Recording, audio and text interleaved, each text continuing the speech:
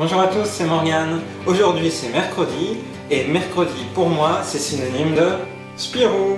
J'avais envie de revenir dans une vidéo dédiée en fait sur ce magazine qui a marqué mon enfance. Je l'ai découvert, j'avais 7 ans, c'était la période des fêtes de fin d'année, j'étais avec mon père, on s'était arrêté dans un kiosque et il m'avait offert un magazine que je ne connaissais pas, c'était Spirou Magazine.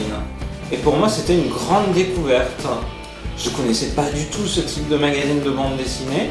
Je connaissais le journal de Mickey, mais pas du tout Spirou. Dans mon premier contact avec Spirou, en fait, je me souviens de 2 éléments.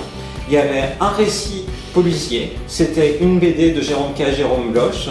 Ce dont je me souviens aussi clairement, c'était pas mal de gags en une page. Ça m'a bien plu parce que j'ai retrouvé aussi des séries que je lisais en fait en album cartonné.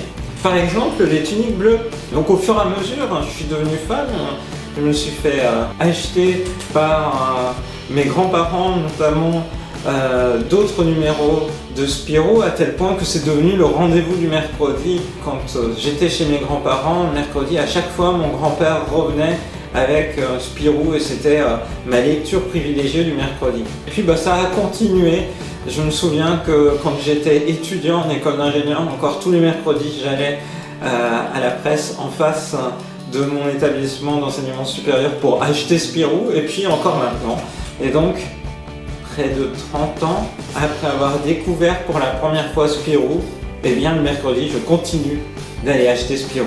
Alors vous pourriez me dire, je pourrais m'abonner, mais c'est vrai que j'ai tellement pris l'habitude d'aller en kiosque pour prendre Spirou, qui a un petit côté tradition par rapport à ça, qui fait que j'adore ainsi aller le chercher. Alors pourquoi lire encore Spirou, même maintenant? Ce qui est marquant avec Spirou, c'est que le journal a pas mal évolué en fait au fil du temps. À la fois dans son nom, il y a eu Spirou Magazine, c'est devenu Spirou Hebdo, actuellement c'est juste Spirou, à tel point que quand vous allez dans un bureau de tabac où ils ne connaissent pas véritablement le rayon jeunesse, vous leur demandez Spirou, ils ne savent pas si vous leur demandez une bande dessinée de Spirou ou alors le magazine. Le nom a évolué, le contenu aussi a évolué, même si on retrouve les grands classiques qui sont des gags en une page, des séries qui se lisent au fur et à mesure au fil des semaines. Généralement sur 6 à 8 semaines vous avez un album complet, et puis de l'animation événementielle. Moi j'aime beaucoup ça avec Spirou. Alors par exemple l'animation événementielle, ça va être le journal qui se crée sa propre mythologie en expliquant par exemple avec ce numéro que c'est le Sol, le vrai 4 millième numéro, mais en fait si vous regardez c'est le numéro 4078, mais il y a une raison pour laquelle le magazine s'annonce comme étant le 4 millième numéro, c'est à découvrir dans le magazine. Il y a de l'événementiel plus en lien avec l'actualité, donc par exemple l'actualité sportive ici avec un numéro spécial Euro 2016. Au moment des vacances d'été, généralement il y a un numéro un peu plus fourni, un poil plus cher mais qui est un numéro double, donc 2 fois plus de lecture, il reste un peu plus longtemps en kiosque. Et puis il y a tout l'événementiel autour des séries. Quand la prépublication de Sol reprend dans le magazine, il y a une couverture. Quand Ernest et Rebecca reprend, pareil, c'est la couverture. Bref, le magazine vit vraiment en fonction à la fois de l'univers dans lequel on vit et puis de l'actualité des séries. Et moi j'aime beaucoup ça. Chaque semaine, c'est une surprise. Et puis dans les histoires également, les histoires ont évolué. Il y a eu des aventures un peu plus feuilletonesques qui sont apparues. Ce que j'entends par feuilletonesque ici, c'est le fait que les albums ne peuvent pas forcément être pris tous indépendamment les uns des autres. C'est typiquement le cas de Sol. Pour comprendre l'histoire de Sol, il faut avoir lu les tomes précédents. De ce point de vue-là, il y a eu une évolution.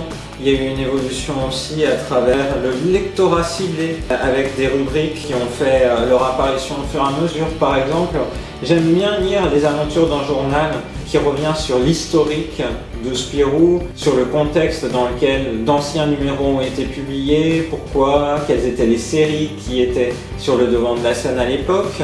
Donc ça aussi, ça fait partie des éléments intéressants. Ce qui est vraiment frappant, c'est que finalement, même des séries à gags en une page ont intégré cet élément feuilletonesque. C'est le cas par exemple pour Tamara, que certains découvrent seulement maintenant à travers le long métrage qui est sorti au cinéma fin octobre.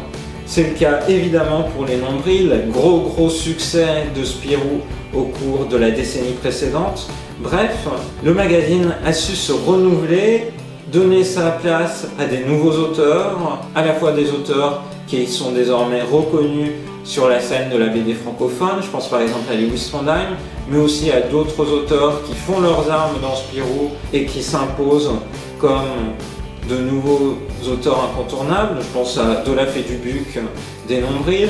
Bref, même si la dynamique autour des magazines de prépublication de bande dessinée n'est pas le même que dans les années 60, les années 70 avec le Match, Pilote, Tintin, Spirou, même si la situation est donc bien différente, le magazine a su s'adapter, il reste au rendez-vous chaque semaine et rien que par le panorama qu'il permet d'avoir sur la BD jeunesse et la BD familiale, pour moi c'est un rendez-vous vraiment incontournable. Et si vous aimez la bande dessinée franco-belge, je vous encourage vraiment à lui donner sa chance ou à lui redonner sa chance parce que c'est vraiment l'occasion de découvrir à moindre frais, c'est 2,40 € le magazine, les séries qui sont sur le devant de la scène à l'heure actuelle. Vraiment recommandé. L'équipe éditoriale a bien senti que parmi les lecteurs, il y avait à la fois des jeunes lecteurs, mais aussi des lecteurs plus âgés. Ça transparaît vraiment dans la rubrique l'abonné de la semaine. L'abonné de la semaine, c'est une petite interview d'un abonné tiré au sort qui reçoit en cadeau un album de son choix et à qui l'équipe du journal demande quelles sont ses séries préférées, depuis quand il lit Spirou. Et une toute petite parenthèse, un de nos amis, Mathieu, a eu la chance d'être tiré au sort et je lui serais reconnaissant à vie de m'avoir cité dans son interview. J'ai trouvé ça très émouvant parce qu'il disait que c'était parce que je lui prêtais mes magazines de Spirou en fait qu'il avait fini par s'abonner. J'avais trouvé ça très chouette. Et dans cette fameuse rubrique, bien, des fois il y a des petits-enfants de 10 ans et des fois il y a des personnes de 70 ans. Donc on voit bien le spectre des lecteurs qui s'est vraiment élargi. On n'est plus seulement face à un magazine jeunesse, on est aussi à un magazine qui est lu par des adultes qui aiment retrouver les héros de leur jeunesse justement. L'équipe éditoriale a bien ressenti qu'il y avait un potentiel pour traiter des sujets un peu plus adultes à travers la bande dessinée. Et au début de l'année, a lancé Groom. Groom, c'est un semestriel réalisé par la même équipe que Spirou, mais sur un thème un peu plus grave, un peu plus adulte, qui vise à la fois à expliquer aux jeunes des thématiques comme l'actualité, ou alors, dans le cadre de ce deuxième numéro, c'est plus orienté sur les réseaux sociaux. Alors, addiction, révolution, chaton. Donc c'est toujours traité avec l'angle Spirou, l'humour est vraiment au cœur du sujet, mais avec une approche un petit peu plus réflexive. Je trouve ça chouette. D'ailleurs, on est sur YouTube, il y a une interview de youtubeurs dans ce numéro de Groom. Mais je représenterai peut-être plus en détail Groom dans une prochaine vidéo. Voilà, je voulais vous partager un peu de ma passion pour Spirou et ainsi peut-être vous inciter à lui donner ou lui redonner sa chance. N'hésitez pas à partager en commentaire les souvenirs que ce magazine vous évoque. Ça me fera très plaisir de savoir un petit peu comment vous aussi vous avez ou pas grandi avec Spirou. Et je vous donne rendez-vous dans une prochaine vidéo sur la chaîne de Rosalis. Bye bye! Toujours intéressant de voir quelles sont les bandes dessinées qui font le 4e de couverture. Moi je me souviens dans les années 90, une des BD phares qui faisait le 4e de couverture, c'était le Petit Spirou. Et là, actuellement, en ce moment, c'est Dad, qui est de Nob, l'auteur de Mamette. C'est vraiment une petite histoire sympa, j'adore les couleurs, donc c'est une des premières lectures de Spirou.